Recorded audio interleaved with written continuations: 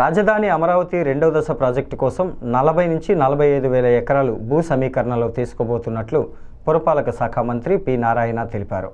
తొలి దశలో 217 చదరపు కిలోమీటర్ల పరిధిలో భూ సమీకరణకు అనుసరించిన నిబంధనలే రెండో దశకు కూడా వర్తింపజేస్తామని చెప్పారు.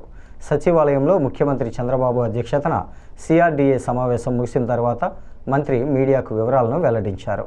5,000 ఎకరాల్లో విమానాశ్రయం, 2,500 ఎకరాల్లో స్మార్ట్ ఇండస్ట్రీస్, మరో 2,500 ఎకరాల్లో స్పోర్ట్స్ సిటీ ఏర్పాటుకు ఈ భూమి సమీకరించనున్నట్లు తెలిపారు. ఈ భూమిని భూ సమీకరణలో తీసుకోవాలా, భూ సేకరణ చేయాలా అనే అంశంపై ఒక నిర్ణయానికి వచ్చే ముందు స్థానిక ఎమ్మెల్యేల ఆధ్వర్యంలో ప్రజా అభిప్రాయ సేకరణ చేపడతామని, పెద్దకూరపాడు నియోజకవర్గం పరిధిలో 26,000 ఎకరాలు, తాడికొండ నియోజకవర్గంలోని 3 గ్రామాల పరిధిలో 12,000 ఎకరాలు కలిపి 38,000 ఎకరాలు భూ సమీకరణలో ఇచ్చేందుకు రైతులు ఇప్పటికే స్వచ్ఛందంగా ముందుకు వచ్చారని పేర్కొన్నారు. దానివల్ల ఎంతోమందికి ఎంప్లాయ్మెంట్ వస్తుందనే ఉద్దేశంతో ఈ 3 ప్రాజెక్టులు టేకప్ చేయమన్నారు. అయితే ఆ 3 ప్రాజెక్టుకి ల్యాండ్ అక్విజిషన్, ల్యాండ్ పుల్లింగ్ అనే డెసిషన్లో అక్కడున్న ప్రజాప్రతినిధులు అధికారులకు ఇన్స్ట్రక్షన్ ఇచ్చాం. ప్రజల యొక్క అభిప్రాయం ఎలాగో తెలుసుకోమని. ఆల్రెడీ ఎమ్మెల్యే భాష్యం ప్రవీణ్ గారు అక్కడ ఉన్న విలేజ్లతో గ్రామ కమిటీలు పెట్టి మాట్లాడితే దాదాపు 24,000 ఎకరాలను యాక్చువల్గా ల్యాండ్ పుల్లింగ్ ఇవ్వడానికి వాళ్ళు యాక్సెప్ట్ చేశారు. అదేవిధంగా మిగతా ప్లేస్లో కూడా యాక్చువల్గా వర్కౌట్ చేస్తున్నారు.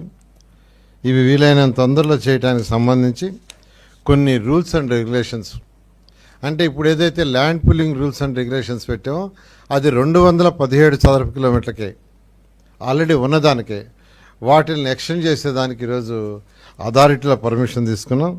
ఆ విధంగా ఈరోజు అథారిటీలో మేజర్గా ఈ టవర్స్, ల్యాండ్ పుల్లింగ్ సంబంధించి వాటికి, అదేవిధంగా ఎడ్యుకేషన్ ఇన్స్టిట్యూషన్స్, హెల్త్ ఇన్స్టిట్యూషన్స్ ఉన్నాయి. వాళ్ళు యాక్చువల్గా రిజిస్ట్రేషన్కి సంబంధించి రిజిస్ట్రేషన్ ఫీజు వాటికి సంబంధించి కొంత ఎగ్జంప్షన్స్ అడిగారు. దాని మీద కూడా యాక్చువల్గా ఈరోజు నిర్ణయం తీసుకోవడం జరిగింది. ఈ విధంగా ఈరోజు అమరావతి క్యాపిటల్ సిటీలో ఈ యొక్క 48 అథారిటీలో ముఖ్యంగా ఈ విషయాల మీద నిర్ణయం తీసుకోవడం జరిగింది.